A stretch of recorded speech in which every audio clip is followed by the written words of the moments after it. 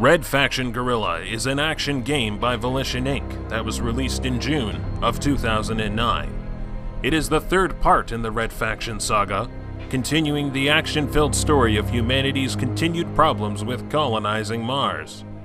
This time around, however, the game picks up on the ever-popular sandbox formula instead of the traditional first-person shooter style of the two previous games, allowing the player to explore various towns and outposts throughout the Red Planet.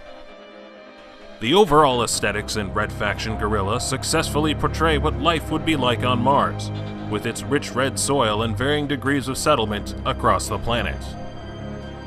Traffic is in abundance across the dusty roads, with the oppressive military never too far away to give someone a hard time. The AI does an excellent job of reacting to the trouble that you're causing as a freedom fighter.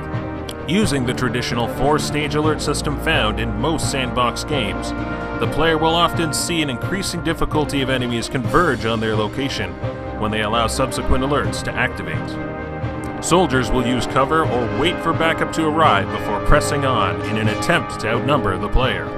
The game itself was not designed to allow a player to take on a military base without careful planning or hit-and-run tactics. And as such, the AI quickly steps up in difficulty to force the player to flee and attack again after things have settled down. In Red Faction 1 and 2, a large portion of the game centered around destructive environments that can be used to complete objectives in numerous ways. Since these two games were first-person shooters, the sheer innovation of optionally blowing a hole in the wall next to a keycard door made the first Red Faction stand out.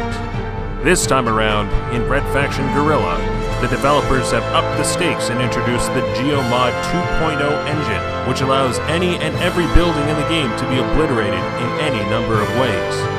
When the objective calls for the player to kill the defector, many different ways to do so will become the memorable moments that will vary the game from player to player. The Red Faction story can be regarded as augmentary in light of the numerous events and details that are happening around Alec Mason's own story. We rarely see the tale told from any other character's point of view, so everything that the player encounters is through the backstory, environment, and aesthetics that are happening around him. The player encounters this in news reports that are broadcast from propaganda posts, conversations between people in the game, and the feeling that Alec is merely a fighter like everybody else, except his reason appears to be a bit more personal. Since Red Faction Guerrilla follows the evolution of a freedom fighter from his first building bombing mission to the eventual takedown of the EDF leader, it's easy to see that the events have an impact on the game world. The more that the player does to loosen the grip of the EDF in a sector, the more likely the workers are willing to help through reinforcements, safe houses, and weapon stashes. Red Faction Guerrilla has become one of my all-time favorites, and I doubt I will ever get rid of it. The narrative, environment, conflict, and difficulty fall within the sweet spot.